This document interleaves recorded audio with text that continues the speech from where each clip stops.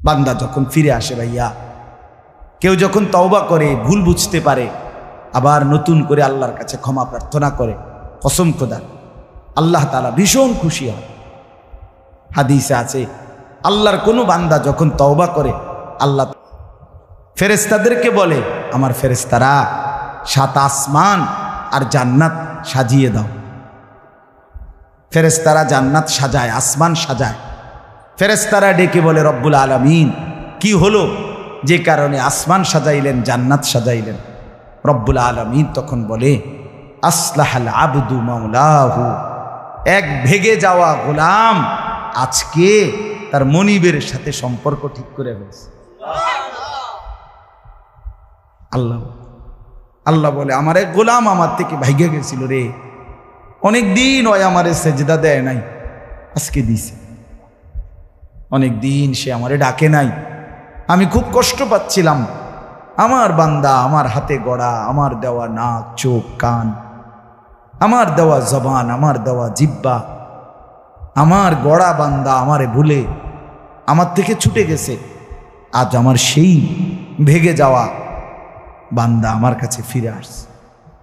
লাল্লাহু আশাদ্দু ফারাহান বিতাওবাতি আবদি, নবী সাল্লাল্লাহু আলাইহি সাল্লাম বলেন, আল্লাহ তাআলা ভীষণ খুশি হয় বান্দা যখন তওবা করে। এজন্য যুবক ফিরে আসো, নওজোয়ান ফিরে আসো, নিজের ক্ষতি করো না। আমি প্রত্যেক দিন বলি ভাইয়া, তুমি মরে গেলে হ্যাঁ পৃথিবীর কিচ্ছু আসবে, এই বন্ধুরা ধোকা ধোকা। একটা ফোলা ফাইন, তুমি মরলে খানা বন্ধ করতে না, কসম খোদা তুমি লিখ কেন? তোমার একটা ফ্রেন্ড এক লগে যেটি বইয়ে বইয়ে বিড়ি খায়, তোমার লগে গাঞ্জা খায়, ফুটটা খায়, বাবা খায়, মদখোর, গাঁজাখোর, একসাথে বইয়া উলঙ্গ ছবি দেখো, ওই জানোয়ারে জিজ্ঞেস করো বলে, আমি মরলে আমার ঠ্যাংটা ভাঙলে তুই একবেলা খানা বন্ধ রাখবি? কথা বুঝেন নাই? ধোকা ধোকা, এগুলো ধোকা। ওরা কেউ থামবে না। আরে আপন বাপ মরলে যেই সন্তানরা দিনের বেলা দাফন কাফন করছে, তারা কি সেই সন্তানরা, আপন সন্তানরা রাতের বেলা ভাত খায় না? কথা বলেন না কেন? পাশের ঘর থেকে খানা রাইন্দা ইয়ে আরো বেশি খায়, আরো একটু গোস্ত লাও, যেই কান্দাটা তুমি কাঁদছো আজগা কি ভাইয়া? তাইলে আপন বাপ, তারপরেও তো সন্তান খানা খাইতেছে, তোমার লেগে কাঁদবে কে? এর জন্য পৃথিবী আমাদের কারো জন্য থামবে না ভাইয়া, থামবে না। সামনের গাড়ি অ্যাক্সিডেন্ট করে, পেছনের গাড়ি অপেক্ষা করে না, পাশ কাইটা কাইটা চলে যায়। জ্যাম বাজ্যা গেলে আরো চিৎকার শুরু করে, আরে লোক মরে গেছে, আরে মরলে মরুক বেটা, রাস্তা ক্লিয়ার করতে কও। ঠিক কিনা বলেন না কেন? ধরে বেটা বেটা কেডা মরছে না মরছে বেটা, এর লেগে বুঝি মানুষের রাস্তা আটকায় রাখবে, মানে এই যুক্তি দেখা। তাহলে কেডা মরছে না মরছে মানে তোর মতো এক মানুষ মরছে, ঠিক কিনা বলেন না? তোর মতো এক সুস্থ সবল মানুষ মরছে বেটা, যে একটু আগে হাত নাড়তো, পা নাড়তো, সেই মানুষটা এখন রক্তে ভাসতেছে বেটা। পাত্তাও নাই, কিসের সময় কাম, কার হাতে সময়? সবাই মেশিনের মতো, যন্ত্রের মতো দৌড়াইতেছে। রাস্তায় দেখেন না সিএনজি, অটো কি করে সবাই, কারো হাতে সময় নেই, ঠিক কিনা বলেন? কে কাকে ঠেলিয়া যাবে, কারো হাতে সময় নেই, কে কার জন্য থামবে? এই জন্য তুমি নষ্ট হয়ে গেলে বন্ধু, কেউ তোমারে ফিরাবার নাই, তোমার জন্য ভাববে কেউ, ডাকবে কেউ, কাঁদবে কেউ নাই। আরে আপন মা বাপের তো খবর নাই এখন। আপন বাপ সাইয়া রইছে, দেখে তার ফুতে আজকে 6 বছর 9 বছর এক ওয়াক্ত নামাজ পড়ে না, এবড়া বয়ে বয়ে বিড়ি খায়, বন খায়, চা দিয়া ভিজাইয়া খায়। এবারটার মারছিল না, সেইটার নামাজটা পড়লে পড়ছে, না পড়লে রাতের ব্যাপার। বাবুরে টেহা দনে দিছে, টাকা দিলে খালাস। যদি সুতে টাকা দেয় বাপের কোনো অসন্তুষ্টি নেই, আর যদি টাকা না দেয় এবড়ার গজবে আল্লাহর আরশ কাঁপে। ফুতের উপরে লানত দিতে দিতে, অভিশাপ দিতে দিতে শেষ, কারণ টাকা দেয় না, টাকা দেয় না। পুরা গ্রাম হাইটা হাইটা তখন মানুষের কাছে বদনাম, এই ফোলাগারে মানুষ করছি আমি, এই ফোলার লাইগা জীবন যৌবন শেষ করছি, 12 লাখ টাকা সুদে লইয়া তারে আমি নিজে বিদেশ পাঠাইছি। কত বড় নেয়ামতের কথা! বেশরম মানুষ সুদে টাকা লইয়া আবার মানুষের দ্বারে কও এত বড় হারাম কইরা আবার কইতেছ, হ্যাঁ 12 লাখ টাকা দিয়ে ফোলা বিদেশ ফাড়াইছি আমি, কিস্তি লইছি আমি, সুদে লইছি আমি, আর অন ফোলাগাও একটা টাকা দেয় না। তার মানে সম্পর্কটা হয়ে গেছে এখন টাকা পয়সার ভিত্তি। আখেরাত কোথায়? আখেরাত কোথায়? আমার মা বলছিলেন, আজীবন আমার আব্বা বলতেন, আলহামদুলিল্লাহ আমার আব্বা, আমরা 5 ভাই মাদ্রাসায় পড়ছি, 5 ভাই আলেম হয়েছে। আব্বা আজীবন বলতেন, আমার স্বপ্ন আমার ছেলেরা 5 জন আলেম হবে, আমার কবরের পাশে চারদিকে আমার ছেলেরাই দাঁড়াবে। এই বছর আমরা ঈদের 2 দিন পরে বাবার কবরের সামনে মসজিদে গ্রামে মাহফিল করছি। আমি বয়ান করছি, আমার বড় ভাই বয়ান করছে, আমার ছোট ভাই বয়ান করছে, আমার আব্বার, আমরা 5 ভাই 3 বোন, আমাদের ছেলে মেয়ে মিলে, আর আমার মা বাইচা আছে, আমরা মোট 45 জন। আমার বাবার বংশ, মা সহ, মা ছাড়া 44 জন, মা একজন 45 জন, একের গুণা 45 জন, 45 আলহামদুলিল্লাহ। একেবারে 45 জনের ছোট বাচ্চাটাও, একবারে 2.5 বছরের বাচ্চাটাও আলহামদুলিল্লাহ আল্লাহর নাম বলতে পারে। 2.5 বছরের মেয়েটাও ওই মজলিসে গেছে, আমাদের সবচেয়ে ছোট, সেও মাথায় হিজাব ছিল, আল্লাহর নাম রাখছে। দাদা ভাইয়ের কবরে দাঁড়াইছে, নানার কবরে দাঁড়াইছে। এই জন্য বললাম মা বাপদেরকে অনুরোধ করি সন্তানের প্রতি কদর করেন, সবাই মিলে ফিকির করেন, দেখেন আয়াতের তর্জমাটা শুনেন, তাইলেই কথা শেষ।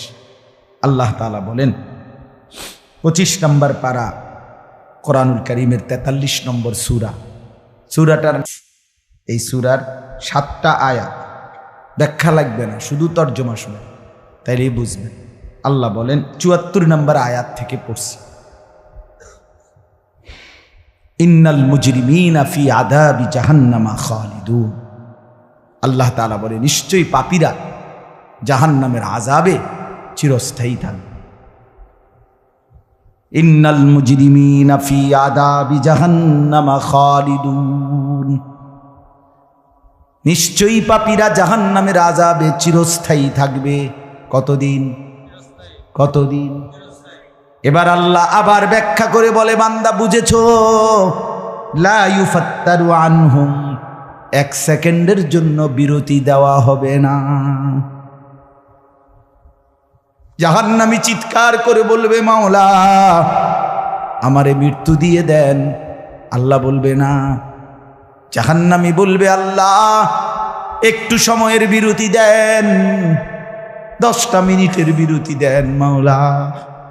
24 ঘন্টার আগুন, আমারে 10টা মিনিট একটু আলগা থাকতে দেন, আমি যে আর পারছি না মাওলা, এতটা ভীষণ আযাব আমি যে আর সইতে পারছি না মাওলা, আর পারছি না। লা ইউফাত্তারু আনহুম, আল্লাহ বলেন 1 সেকেন্ডের জন্য জাহান্নামের আযাব, আগুন বিরতি দেয়া হবে না। ফাতরাত মানে কি নাই? বিরতি নাই। আহুম ফীহি মুবলিসুন, এরপরে আল্লাহ বলেন জাহান্নামী এই দীর্ঘ 24 ঘন্টা অনন্তকাল আযাবের মধ্যে থাকবে। কেমনে থাকবে? মুবলিসুন, বিষণ্ণ হয়ে, উদাস মনে। কোনোদিন চেহারায় 1 সেকেন্ডের জন্য হাসি ফুটবে না, কোনোদিন আর সুখের নাগাল পাবে না। আজ তো বন্ধু রাত কেটে ভোর হয়, ভোর গিয়ে রাত হয়, অন্ধকার আলো হয়, আলো অন্ধকার হয়। যে হাসে সে কাঁদেও, যে কাঁদে আবার সে হাসেও, ঠিক না? কিন্তু রব্বুল আলামিন বলেন ওয়াহুম ফীহি মুবলিসুন, জাহান্নামীর মন, জাহান্নামীর চেহারা বিষণ্ণ, উদাস, সব সময় হাসিবিহীন থাকবে, কোনো সেকেন্ড হাসতেই পারবে না। এবার আল্লাহ নিজে বলবেন মলিন চেহারা দেখে জাহান্নামীকে, জাহান্নামীর চিৎকারে আল্লাহ নিজেই বলবেন ওমা যালামনাহুম, জাহান্নামী নাফরমান আমি কিন্তু তোর উপরে মোটেই জুলুম করি নাই। আমি রাতও দিয়েছি বান্দা, দিন দিয়েছি, আমি সুযোগ দিয়েছি, সময় দিয়েছি। 8টা বাজে এশার আজান হয়েছে, এখন বাজতেছে রাতের 11:30। তাইলে আমি কিন্তু হায়াত 3.5 ঘন্টা তো দিয়েছি। আর 4 এশার নামাজ পড়তে তো 3.5 ঘন্টা সময় লাগে না? লাগে। আমি তো ফজরের ওয়াক্ত আসার পরে ওয়াক্ত শেষ হওয়া পর্যন্ত প্রায় 1.5 ঘন্টা সময় দিছি। 4 রাকাত নামাজ পড়তে তো 1.5 ঘন্টা লাগে না? আমি তো জোহরের আজান হওয়ার পরে জোহরের ওয়াক্ত প্রায় 2.5 ঘন্টা, 2 ঘন্টা তো দিয়েছি। জোহরের নামাজ পড়তে তো বান্দা 2.5 ঘন্টা লাগতো না? হ্যাঁ। আসরের নামাজ 4 রাকাত নামাজ পড়তে তো 1.5 ঘন্টা লাগে না? তাহলে বলো না বান্দা আমি কি কোনো জুলুম করেছি কিনা বলো? ওমা যালামনাহুম, আমি বান্দা নাফরমান, আমি কিন্তু তোমাদের উপরে তাদের উপরে জুলুম করি নাই। ওয়ালাকিন কানু হুমুজ জালিমিন।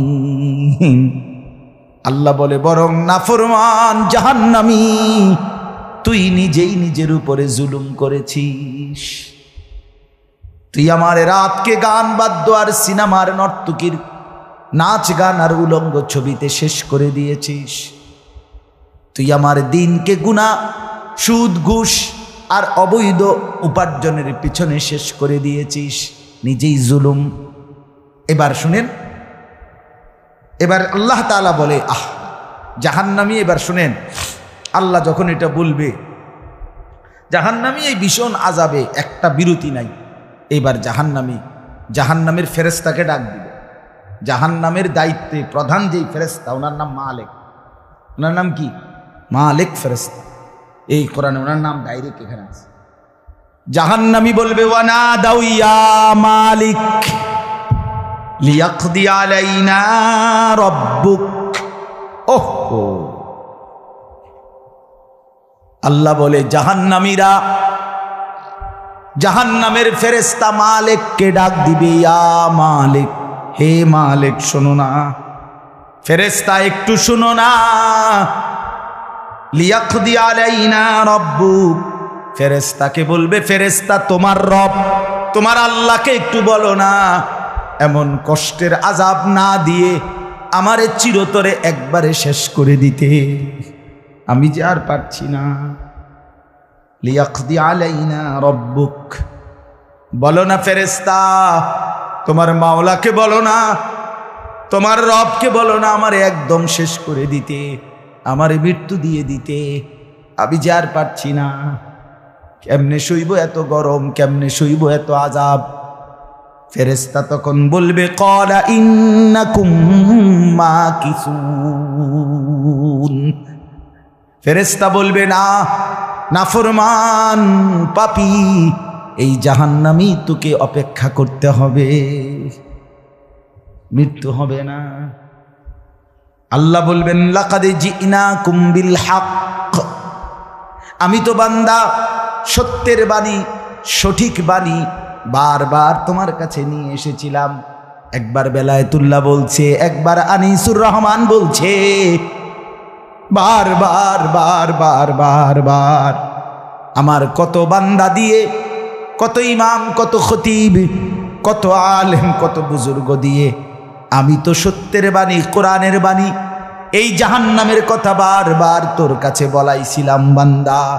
ওয়ালাকিন্না আকসারাকুম লিল হাক্কি কারিহুন, কিন্তু তোমরা তো অধিকাংশই আমার সত্যের আহ্বান, আমার কোরআনের আহ্বানকে অপছন্দ করেছ। পাত্তা দিস এত বাদ দিস হুজুর রাইতান কই বই মাতিস তাই আছে না? এমন ব্যর্থমিজ লোক কথা বলে না। অনেক বুড়া মানুষও আছে, অনেক বুড়া মানুষ। আর রাখো হুজুররা যত কয় এত না, কিছু কইতে লাগলে বাড়াইয়াও কয় বেটা হুজুররা বেড়ায়। কথা বলেন না কেন? হ্যাঁ, আরে রাখ আল্লাহ ভরসা বেটা, আল্লাহ ভরসা কিতা, আল্লাহ ভরসা কিতা মানে আল্লাহ কি, আল্লাহ কি হিসেবে ভরসা আমি এটা আবার বুঝাই। এখন আল্লাহ বলছে বান্দা তুমি বিড়ি খাইতে থাকো আমি ভরসা। হ্যাঁ, এমনি আল্লাহ কইছে নাকি? তুমি টেলিভিশনে নাচ গান প্রত্যেক দিন বিকালে নর্তকী দেখো আমি ভরসা, এটা নিয়ে আল্লাহ কইছে। তো আপনি কিতা কইলেন? কি আল্লাহ ভরসা কিতা, কি বুঝাইতে চাইলেন? হ্যাঁ, আল্লাহ ভরসা মানে কি?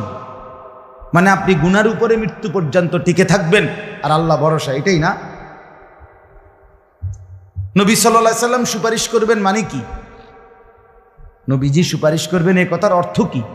এই কথার অর্থ এই যে উম্মত তুমি বিড়ি সিগারেট মদ জুয়া চুরি ডাকাতি জিনা ব্যভিচার নাচ গান সুদ ঘুষ তোমার যে দুর্শল্যে কুলায় মৃত্যু পর্যন্ত শেষ মুহূর্ত পর্যন্ত তুমি করতে থাকো, আমি সুপারিশ করে করে তোমার বেহেশতে দিন, এই তো অর্থ না?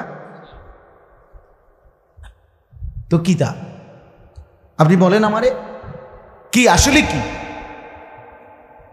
আরে মুসলমান খুব বেশি খামখেয়ালি, খুব বেশি খামখেয়ালি। এবার দেখেন একটা শক্ত কথা আল্লাহ বলছে, আম আবরামু আমরান ফাইন্না মুবরিমুন। আল্লাহ বলে জালেমরা পাপীরা তোরা আমার আযাব থেকে বাঁচবার কোনো ব্যবস্থা করেছো কিনা তোমরা ঠিক করো। ফাইন্না মুবরিমুন, আমি তোমাগরে কেমনে ধরবো শাস্তি দেব কি কি এগুলো আমি আল্লাহ আমারগুলো ঠিক করে ফেলেছি। যে আবরামু আমরান, তারা কি কোনো ব্যবস্থা করেছে কিনা জিজ্ঞেস করেন। ফাইন্না মুবরিমুন, আমার ব্যবস্থা আমি করে রাখছি। বুঝেন নাই কথাটা? আল্লাহ বলেন আমার শাস্তি দেব কি কি, আমার আযাব দেব কি কি, আমি সব ঠিক করে রাখছি জাহান্নামে। তুমি বান্দা বাঁচবা কেমনে তোমারটা তুমি ঠিক করছো কিনা বলো। এবার শেষ আয়াত, আম ইয়াহসাবুনা আন্না লা নাসমাউ সিররাহুম ওয়া নাজওয়াহুম। আল্লাহ বলে নাফরমান পাপীরা জালেমরা দুশমনরা মনে করে আমি তাদের গোপন কথা অন্ধকারের গোপন পরামর্শ একেবারে চুপচাপ নিরিবিলি কথাগুলো আমি শুনতে পাই না। কারণ ইয়ারফোন লাগাই রাখছে না, শুনবো কেন? মা কানের মধ্যে দুইটা বল্টু লাগাইলে তার আল্লাহ শুনে না, কথা কয় না। হ্যাঁ, আল্লাহ জিজ্ঞেস করছে তুমি এই ভাবছো না তুমি যে কানের মধ্যে গান শুনবার টাইমে ইয়ারফোনের বল্টু লাগাইয়া রাখো, তুমি মনে করছো না ফরমান মাইনসে না শুনে না, তো মাইনসে যখন শুনে না আমিও শুনি না নাকি? জবাব দেন। ওই যুবক বলো না মিয়া, মাটির নিচে কিংবা অন্ধকারে অথবা একাকী কোনো গোপন জায়গায় তুমি যেই অসভ্যতা করছো, যেই ভিন নারীর সাথে কথা বলছো, বন্ধুদের অসভ্য আড্ডা দিচ্ছ, তুমি মনে করছো গ্রামের কেউ দেখে না, গ্রামের কেউ জানে না। আল্লাহ বলে তাহলে তুমি কি এই ভেবেছ যে আমি আল্লাহও জানি না? বালা, হ্যাঁ আল্লাহ বলেন আমি জানি, আমি শুনি, আমি দেখি। আর অরসুলুনা লাদাইহিম ইয়াকতুবুন, আমার পক্ষ থেকে মনোনীত ফেরেশতা ডান কাঁধে বাম কাঁধে তারা কিন্তু সাথে সাথে 24 ঘন্টা ইয়াকতুবুন লিখতেছে লিখতেছে লিখতেছে লিখতেছে কি না বলেন? ডান কাদের আর বাম কাদের ফেরেশতাকে তুমি তোমার থেকে আড়াল করবা কেমনে? বলেন না কেন? কেমনে আড়াল করবেন? সুযোগ আছে কারো? আল্লাহ আমাদেরকে বুঝ দান করে। অতএব বাপ, জাহান্নামীর আত্মচিৎকার শুনলেন আপনি, জাহান্নামী আল্লাহকে ডাকবে, জাহান্নামী ফেরেশতাকে ডাকবে, জাহান্নামী একটু আযাবের হালকা করতে চাইবে, জাহান্নামী মৃত্যু কামনা করবে, জাহান্নামী কতভাবে যে বাঁচতে চাইবে, কিন্তু কসম আল্লাহ বাঁচতে পারবে না। এজন্য দয়া করে রাত গভীরে মেহেরবানি করে চলেন প্রত্যেকে, ইনশাআল্লাহ সিদ্ধান্ত নিন। শেষ পর্যন্ত যে কয়জন যুবক টিকে রইলা, বসে রইলা, ভাইয়া তোমাদের কাছে অনুরোধ, আজকের থেকেই বদলাও ভাইয়া। আগামী দিনে মুসলমানের জন্য, ইসলামের জন্য খুব বেশি যুবকের দরকার। তোমরা না আগাইলে, তোমরা না ফিকির করলে আগামী দিনে ইসলামের জন্য লড়বে কে? বা সারা পৃথিবী ইসরায়েলের ইয়াহুদিদের জুলুম অত্যাচার এখনো তো শেষ হয়নি। সেই গত বছর অক্টোবর মাসে ফিলিস্তিনের মুসলমানদের উপরে বোম্পিং অত্যাচার শুরু হয়েছে। অক্টোবর, নভেম্বর, ডিসেম্বর, জানুয়ারি, ফেব্রুয়ারি, মার্চ, এপ্রিল, আজকে 7 মাস চলতেছে, এখনো বন্ধ হয়। আজকে 7 মাস যে মানুষগুলো যাদের কোনো ঠিকানা নাই, নারী, পুরুষ, বাচ্চা, কোলের বাচ্চা, বলেন ভাইয়া 7 মাস তারা কি পরিমাণ মানবেতর জীবন যাপন করতেছে। এই রমজানেও ফিলিস্তিনের মাসুম বাচ্চা খাবারের অভাবে, ইফতারের অভাবে ঘাস চাবাইছে। এটাও তো ছবি আসছে, ঘাস চাবাইছে। আমার বাচ্চাটা 2.5 বছর, একটা মেয়ে আমার সাথেই ঘুমায় রাত্রে, প্রায় সময় রাত্রে উঠা এই 2 ঘন্টা 2.5 ঘন্টা হঠাৎ উঠে গাবো পানি ঘামো, পানি ঘামো। আমি সবসময় আমার বালিশের পাশে, খাটের পাশে পানি রাখি হেল লাগে। তাহলে আমার এই ছোট্ট মাসুম বাচ্চা যখন পানি চায়, আমি তারা পানি দেই। ফিলিস্তিনের এই ছোট বাচ্চা যদি তার মার কাছে পানি চায়, সে মা কোত্থেকে পানি দিবে? হ্যাঁ, আমার ছেলেটা 6 বছর 7 বছরের, ওরা দুইজন, এই ছোট মেয়েটা আর এই ছেলেটা সারাক্ষণ বাসায় এই একবার এটা খাই, ওইটা খামো, ওইটা খামো, ওইটা খামো। আমার এই কত সময় ফোন দিয়ে, আবু এটা আইন নেন, ওইটা আইন নেন। ওই দিন রাতের বাজে 1টা-1:30, আবু মালটা আইন নেন। আমি 1 কেজি মালটার জন্য 3 বাজারে গেছি, রাতের বাজে গেছে 1:30-2টা, কোথাও দোকান খোলা নাই।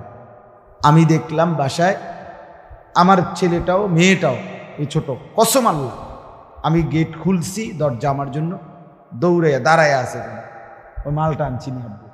আমি জড়ায় ধরে বললাম যে আব্বা কোথাও পাই নাই, একটা দোকানও খোলা নাই।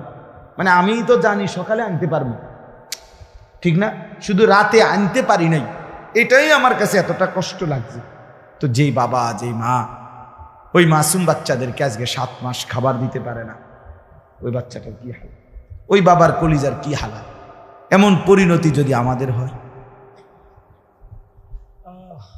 এমন পরিণতি যদি তোমার ছেলের বেলায় হয়, বলো যুবক, তোমার বিয়ের পরে থেকে যদি শুরু হয়, তোমার বাচ্চা হওয়ার পর থেকে যদি শুরু হয়, তখন কি হবে? এজন্য আল্লাহকে নারাজ না করো, আল্লাহকে নারাজ না করো। দয়া করে ফিরতে চাই, আমরা ফেরাইতে চাই, নিয়ত করি ইনশাআল্লাহ। ঠিক আছে না? ইনশাআল্লাহ নতুন করে ভাবো, সবাই একসাথে ভাবা পারবা না।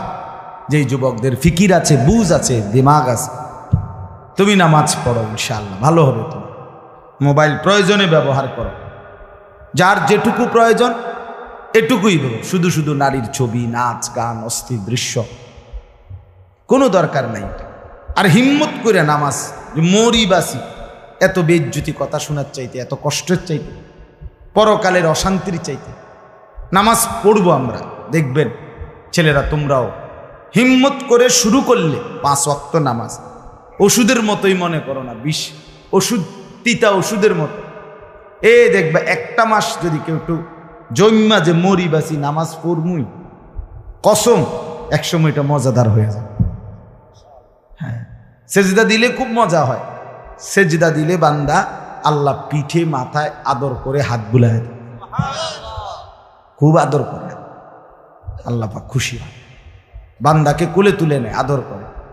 এই জন্য আমরা দয়া করে ইনশাআল্লাহ নামাজ পড়ি। পর্দার আড়ালের মা বোন যারা আছেন, মা, আপনি যদি বেপর্দা হন, আপনিও শেষ হইলেন, এলাকার ছেলেগুলোকেও নষ্ট করলেন। একজন বেপর্দা নারী শুধু নিজে গুনাহগার না, সে অসংখ্য মানুষকে পাপে অংশগ্রহণ করায়। এই জন্য একজন বেপর্দা নারী, সে সরাসরি জাহান্নামের ফেরিওয়ালা। সে কিসের ফেরিওয়ালা? জাহান্নামের ফেরিওয়ালা। সে জাহান্নামের ফেরিওয়ালা, আগুনের ফেরিওয়ালা। কারণ সে তো তার রূপ যৌবন দেখাইতেছে, ফেরিওয়ালার মতো পিছনে পিছনে ডাকতেছে অসংখ্য যুবককে, দেখো আমাকে, বরবাদ করো নিজেকে, বরবাদ করো নিজের চরিত্র, বরবাদ করো নিজের কবর, বরবাদ করো নিজের আখেরাত। তাহলে সে গুনাহের ফেরিওয়ালা, সে জাহান্নামের ফেরিওয়ালা, সে অসভ্যতার ফেরিওয়ালা। এই জন্য একটি সমাজের মধ্যে সবচেয়ে নিকৃষ্ট বেপর্দা নারী, বেপর্দা নারী। আল্লাহ তাআলা আমাদের মা বোনদেরকেও হেফাজত করে। আজকের মাহফিল যে যুবকরা সাজাইছে, আল্লাহ তাআলা সমস্ত নওজোয়ানদেরকে কবুল করে। বাস্তবতা হইল আসলে 4-5 মাস, মেন শীত সিজন 4 মাস 5 মাস। এখন 5 মাসে যদি 30 দিন করে হয় তাহলে হইল 150 দিন। যদি প্রতিদিন 2টা করে মাহফিল দিতে হয়, দেওয়া যায়, তাহলে 300 মাহফিল মনে করে। এখন মাহফিলের কাগজ আমার গাড়িতে এখনো আছে মনে মনে কমপক্ষে 1,500-2 হাজার। এটি আমরা ফরে রয়েছে কাগজ, এরকম ব্যাগ ভরা এতটি কাগজ। আমি কি করতে পারি, কেমনে দাও, কিভাবে দাও এগুলো? আচ্ছা, সারা বাংলাদেশ তো নবীনগরকেই বলে, ঠিক না? বাংলাদেশ মানে তো নবীনগর। আপনি বলেন সারা দেশ থেকে এই মাহফিল নিয়ে কাবজাব, কত মানুষের আবেদন, অনুরোধ, কাকুতি মিনতি। এরপরও আমাদের এই মুফতি বেলায়েতুল্লাহ সাহেব এবং আমাদের এই নবীনগর এসআর মসজিদের ইমাম মকবুল ভাই, মাওলানা মকবুল সাহেব, এরা সবচেয়ে বেশি মাহফিলেই কম না। আলহামদুলিল্লাহ, আমি চেষ্টা করছি, ওনাদেরকে অনেকগুলো মাহফিল দিচ্ছি, আরও দেওয়ার ফিকির আছে, কিন্তু আসলে সময় একদমই অল্প। মূলত খুব বেশি ডেট নাই, কুলাম যায় না, এই জন্য এই সময় দিতে হয়েছে। ওই ভাই ইমাম সাহেব অনেক অনুরোধ করছে, আমারও মনে আছে, ওখানে বারবার বেশি অনুরোধ করছে। এই জন্য যাক, আল্লাহর দয়া আশা হয়েছে। আমিও আপনাদের জন্য দোয়া করি, আপনারাও আমার জন্য দোয়া করবেন।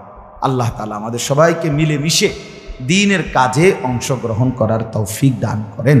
আমিন। দোয়া করুন, আল্লাহ কবুল করেন।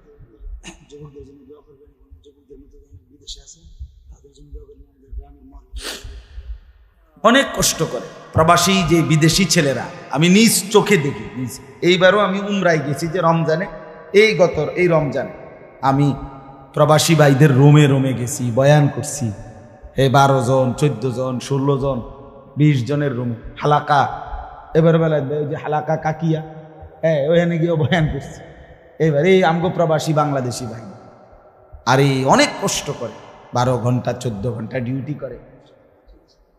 হ্যাঁ, এরপরে আপনার এই ছোট্ট একটা রুমের মধ্যে 14 জন 16 জন একসাথে ঘুমায়, নিজেরা রান্না করে খায়, নিজেরা। ঠিক আছে, কথা হবে ইনশাআল্লাহ। হ্যাঁ, এই জন্য এরা অনেক কষ্ট করে।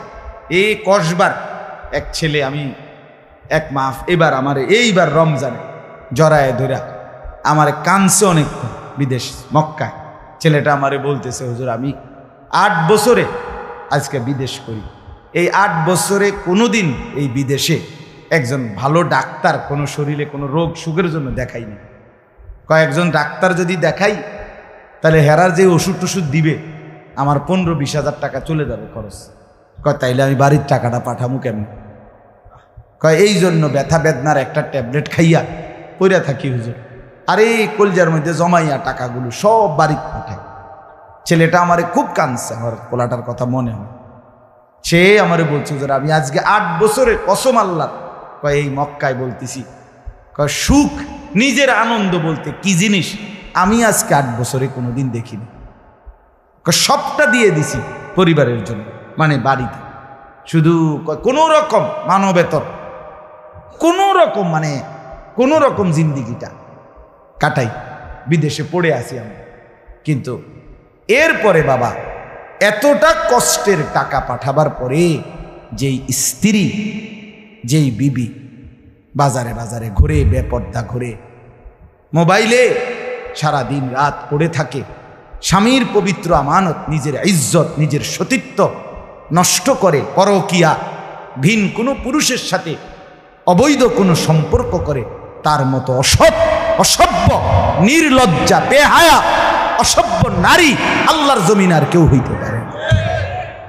তোর জন্য বেটি, তোর ছেলেটার জন্য, বাচ্চাগুলোর জন্য এই ছেলেটা, এই পুরুষটা আজকে 6টা বছর, 8টা বছর, 12টা বছর বেটা বিদেশের জমিনে পড়ে আছে, আর বিনিময়ে তুই নিজের জিন্দেগি নষ্ট করে দিলা, স্বামীর পবিত্র আমানত নষ্ট করে দিলা তুমি।